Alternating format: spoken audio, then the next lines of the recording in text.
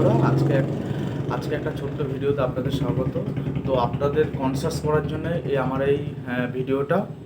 তো আপনারা জানেন কি জানি না, এই ফিজিওথেরাপি যে প্রফেশন, এটা একটা 5 বছরের ডিগ্রি কোর্স এবং এটা সেলফ ডিপেন্ডেন্ট প্রফেশন।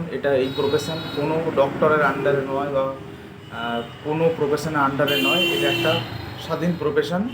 তো আপনাদের যদি মনে হয় যে আপনার ওজন শোল্ডার হয়েছে, হাত উঠছে না, বা টেনিস এলবো হয়েছে, প্রচণ্ড ধরনের ব্যথা হচ্ছে, বা কোমর ব্যথা হয়েছে, কাঁধে ব্যথা হচ্ছে, তো ডাইরেক্ট আপনারা একজন ফিজিওথেরাপিস্টকে ডাইরেক্ট কনসাল্ট করতে পারেন।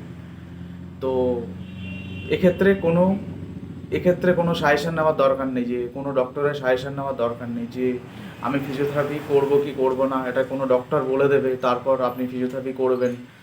তার মধ্যে আপনার আরও 12টা বেড়ে যাবে। তো আপনার উচিত, আপনি আপনার কোমরে ব্যথা, ঘাড় ব্যথা, অ্যাঙ্কোলজিং স্পন্ডালাইটিস, অস্টিওআর্থ্রাইটিস, এগুলো হলে আপনারা ডাইরেক্ট একজন কোয়ালিফাইড, যার 5 বছরের ডিগ্রি আছে, যেটাকে বলে বিপিটি, পুরো ডাইরেক্ট আপনারা তার কাছে যান এবং তাকে দেখান।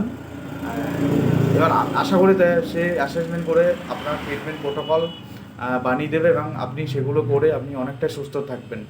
তো আজকাল দেখছি যে কোনো ডক্টর যে ফোজেন শটার হয়েছে, দীর্ঘদিন যাবৎ 3-4 বছর যাবৎ তাকে মেডিসিন খাইয়ে খাইয়ে তার ট্রিটমেন্ট করে যাচ্ছে, কিন্তু আদৌ ফিজিওথেরাপি রেফার করছে না। কিন্তু ফ্রোজেন শোল্ডারের মেন ট্রিটমেন্ট হচ্ছে ফিজিওথেরাপি করলেই হাতটা কিন্তু পুরোপুরি একদম রেঞ্জ অফ মোশন পুরোপুরি চলে আসে। ঠিক ক্ষেত্রে সেম লো ব্যাক পেনও অনেক দেখেছি আমি, অনেক ডক্টরকে, সেই সারা জীবন লং টাইম বস্তা বস্তা ওষুধ খাইয়ে যাচ্ছে, কিন্তু রেফারটা ফিজিওথেরাপি করছে না, কিন্তু এটা রং প্রসিডিওর।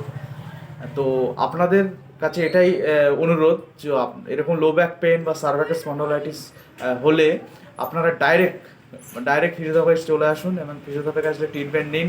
এটা একটা সেলফ ডিপেন্ডেন্ট প্রফেশন, এটা কোনো কারোর আন্ডারে নয়। তো আপনারা ডাইরেক্ট ফিজিওথেরাপিস্টে আসুন এবং ফিজিওথেরাপির কাছে ট্রিটমেন্ট নিন। তো আশা করি আপনারা পুরো 99% আপনারা সুস্থ হবেন। এবার কিছু কিছু ক্ষেত্রে এক্সেসিভ যেমন ডিস্ক বাল যেগুলো থাকে, সেক্ষেত্রে কিছু সার্জারি করাতে হয়, সেগুলো আপনার নিউরোসার্জেন বা নিউরোলজিস্ট দেখাতে হবে। তো এই না যে ফিজিওথেরাপি করবেন না, ফিজিওথেরাপিটা মাস্ট আপনাকে করতেই হবে। মানে এই যে পেন ম্যানেজমেন্ট, এখানে ভীষণ বড় একটা ভূমিকা। তো পেনটাকে কমানোর জন্য শুধু মেডিসিন ছাড়া পেন কমে না, মেডিসিনের পাশাপাশি এক্সারসাইজটাও মোস্ট ইম্পর্টেন্ট, যেটা বডির নিজস্ব মেকানিজম, যে বডির ওন সিস্টেম, সেটা দ্বারা পেনটা আপনার রিমুভ হয়। তো এই না যে পেন কিলার খেলেই সব আমার ঠিক হয়ে গেল, বা জেনারেল ফিজিশিয়ান বা জেনারেল অর্থোপেডিক ডক্টর এইসব দেখালেই তো আপনাদের যে প্রবলেম পুরো সুরাহা হয়ে যাবে। এইগুলো জাস্ট আপনাকে জাস্ট পেনটাকে কমিয়ে রাখবে। তারপর আবার যতদিন ওষুধ খাবেন আপনি ভালো থাকবেন, তারপরে আবার আপনার যেরকম অবস্থা সেরকম হয়ে যাবেন। এর থেকে আপনাকে বাঁচতে গেলে আপনাকে সঠিকভাবে এক্সারসাইজ করতে হবে, পোস্টার কারেকশান করতে হবে, লাইফস্টাইল মডিফিকেশান করতে হবে, তাহলে দেখবেন আপনারা ভালো থাকবেন। যাই হোক, এটুকু ইনফরমেশান আপনাদের দেওয়া ছিল, তো আপনি দিলাম।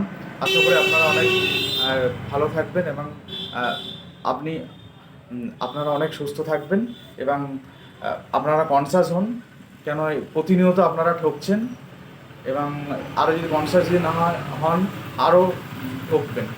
ভালো থাকবেন। নমস্কার।